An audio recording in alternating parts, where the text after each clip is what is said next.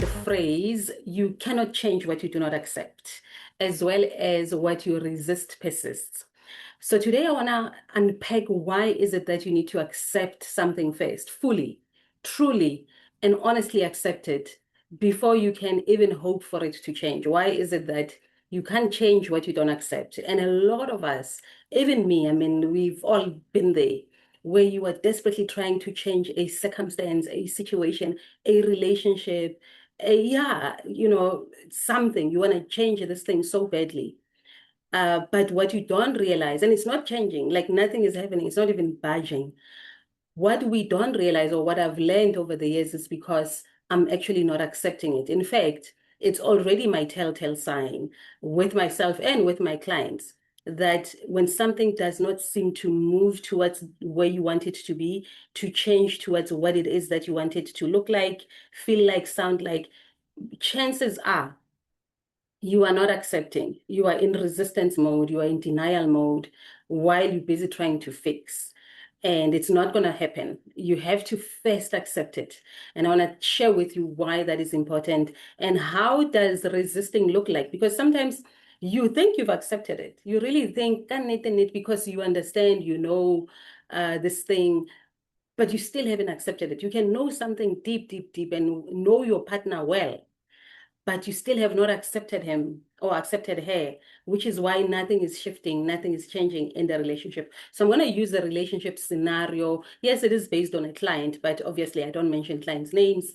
But a lot of what I teach and what I share here is based on real live coaching clients, in as much as I'm not using them, but the situation or the scenario is what I share. So let's get into exactly what accepting is, what non-acceptance is when you are in resistance, denial, and what acceptance is, and what does it shift? What is it that changes such that you are able to change your situation, you are able to change your relationship after you've accepted it? So let us get into it. Let me clean these glasses with my t-shirt and then look at my notes and then we get into it. Okay. So let's use a relationship because it's always here where we don't accept things for what they are. So if you are part of Stretch or you know my work, you know that whenever I use the relationship examples, I use my fictional characters called Queen and Reggie. So let's say, for an example, Queen and Reggie are in a relationship that is kind of over, but she's not, because usually it's the woman. And I work with women. So, I'm going to use the woman as the one who's not accepting the reality that this relationship is over or this man is wrong for me. So how it looks like, how the client shows up in my sessions or what they say generally is that, I'm the one that carries the emotional labor of the relationship. Usually I'm the one that initiates the conversations, the difficult conversations. I'm the one that recommends that we go for counseling. I'm the one that will recommend that we read a particular book. I'm the one that is pushing books, on the 5 love languages, so that I'm trying to improve the situation. I'm trying to make him see. I just want him to show up for the relationship. But on the other side, he's inconsistent. He agrees to see a marriage or couples counselor. Last minute, he cancels, or he shows up at the couples counseling because, umufostile. Uh, but he's non-participant, gives one-liners, frustrates the hell out of you, frustrates the counselor out the hell out of you. Is just not there. He's not really giving his all, but you are busy trying and trying, and you are trying. Queen, yes, we're talking about Queen. Queen keeps saying things like, yeah, but it's not that bad. Yeah, it could have been worse, and then compares the situation with another couple. Bomang mang, bawes bona thina futhi singono. Oh, you get excited when, Queen gets excited when Reggie does the bare minimum. Maybe Reggie one day picks up that book and reads a chapter or pages through. That makes you so happy. You go and you tell your friends, oh, no, no, no, sayayazama manje. This is Queen in resistant mode. It looks like busy, but you're in denial, you are in resistant. And what are you in denial of? You're in denial of understanding that this is Reggie and Reggie is here. This is, how we always like to say, it is what it is. You don't want to accept that Reggie is who he is.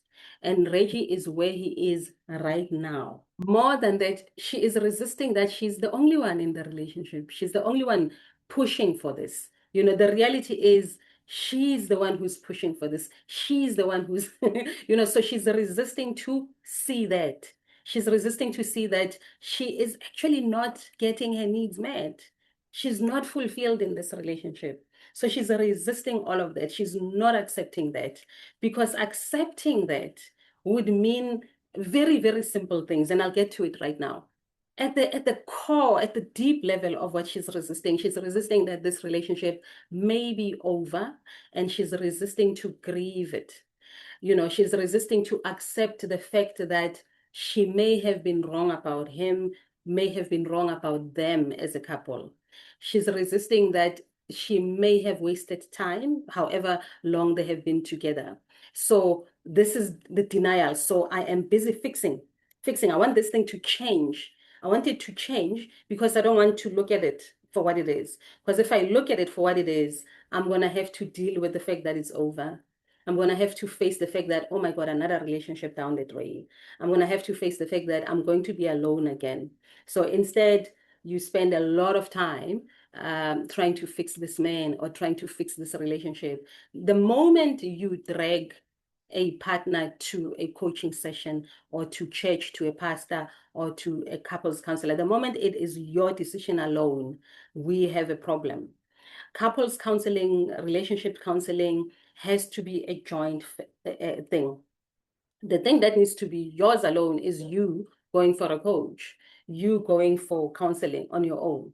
And it's fine. You can let the partner know that I'm going for counseling because I don't know, something is off. And I just want to see, I want to check if perhaps I'm the problem. Then that's fine. But dragging a partner to a coach for a coaching thing together, already that tells you that there's an imbalance. However, there's a subtlety, there's a nuance there. If you suggest it to a partner, let's go for a relationship coach or a couples counselor, and the answer is immediately, yes, please, let's, then that's different, even if it's initiated by you. But if there's a lot of resistance and so forth, something is off, probably ayiko, so you might just have to italamanz. All right. So what does acceptance look like? What will it look and feel like if Queen accepts Reggie and the situationship for what it is? So when Queen finally accepts, she's going to accept the following. She's going to accept that, oh, wait a minute. Reggie is just the way he is. This is where he's at right now. Wanting him to be more, wanting him to expand is not going to work because that's actually where he is. So you accept things like he just likes to drink, he's an alcoholic, or he cheats. You accept that this person actually cheats on me. And you accept it and you feel it. Because acceptance is, it's at the end, it's when you think of the 5 stages of grief, acceptance is usually at the end. Acceptance is parallel to surrender in a way, although there's a subtle difference.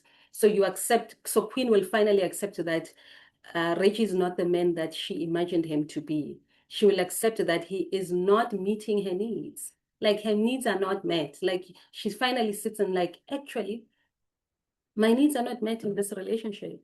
It's no longer about, but uyazama. I know it could have been better or it could have been worse. It's about my needs are not being met right now. So acceptance is very clear. It's not dramatic. It's very straight up. Acceptance would also mean that she will clearly see that she is over functioning in this relationship. She's the one who's huffing and puffing, over functioning in the relationship. Accepting would mean that she will finally accept that actually nothing is changing. Even with my huffing and puffing, even with me trying, even with me doing and giving the most, nothing is changing. You accept that nothing is actually changing here. Okay, so once she accepts, once she's in that state, beautiful shifts begin to happen. And the first thing to go is the overfunctioning.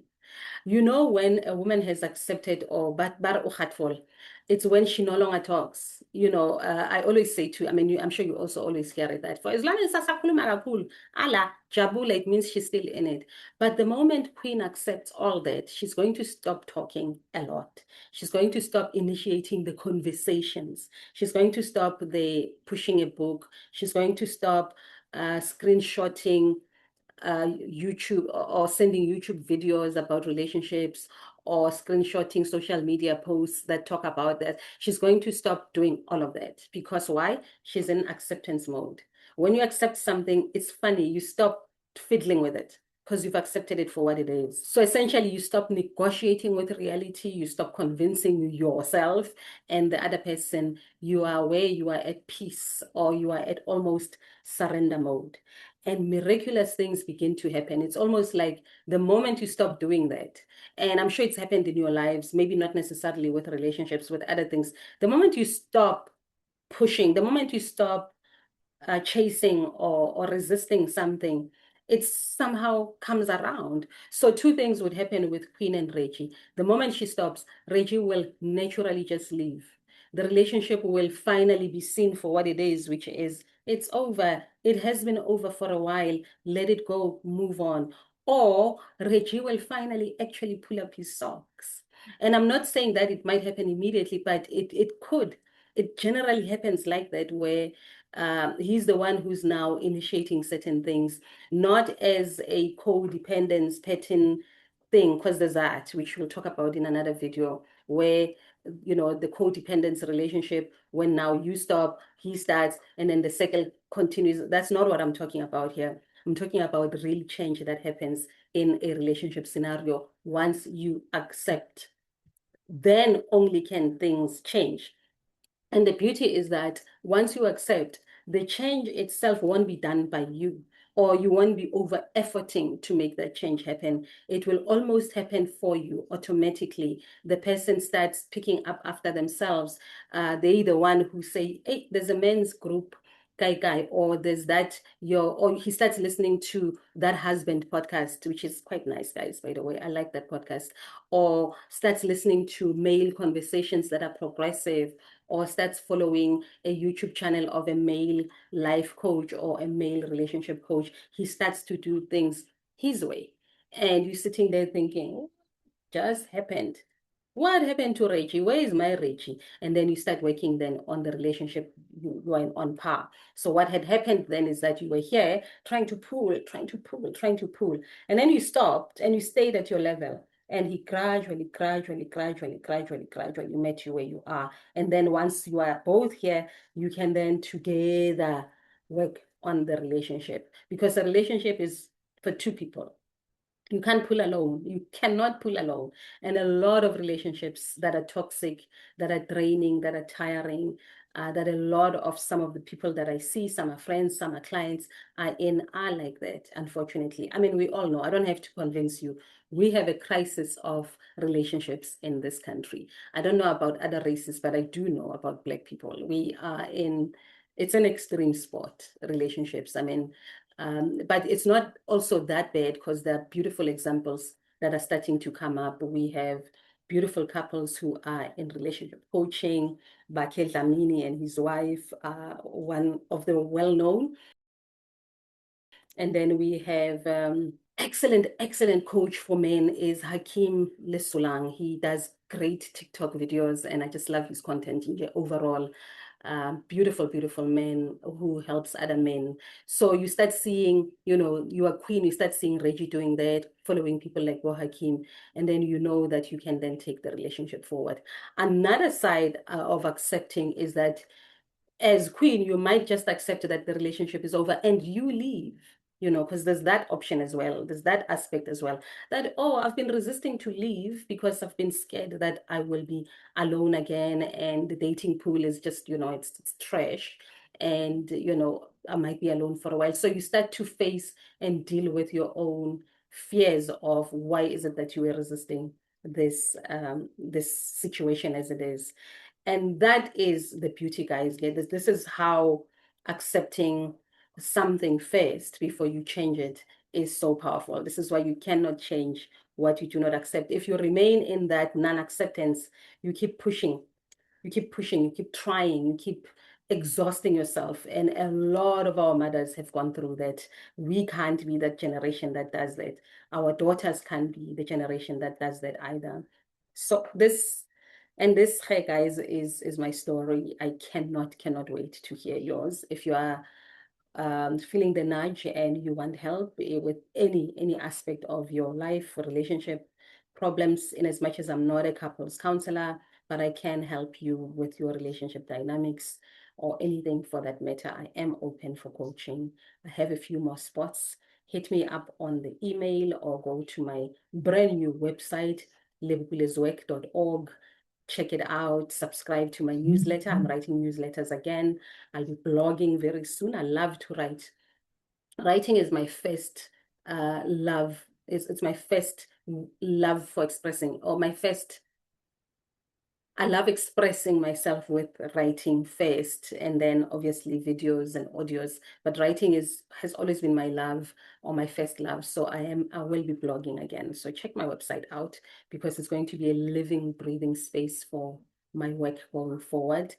If you are interested in my earlier works, my earlier teachings, the Stretch School content, you can just subscribe to my Patreon. It is called now it's called the Stretch Vault. It's a library of all my work, all my videos, all my audios, all my previous podcasts, and it's a ton of it. It's a lot of it. I mean, if you subscribe there, you could literally spend a whole year just consuming that content, and it's good. But if you're interested in new content, then, subscribe to my newsletter and watch the space and join some of my Zoom teachings, because I'm going to be doing a lot of those, a lot of live teachings, a lot of live retreats and live workshops. But I will throw in some courses, short courses online that are new and fresh, on certain themes that I feel I can deepen. Otherwise, you stay here on YouTube and I'll see you with the next one. And this is my story. I cannot wait to hear yours.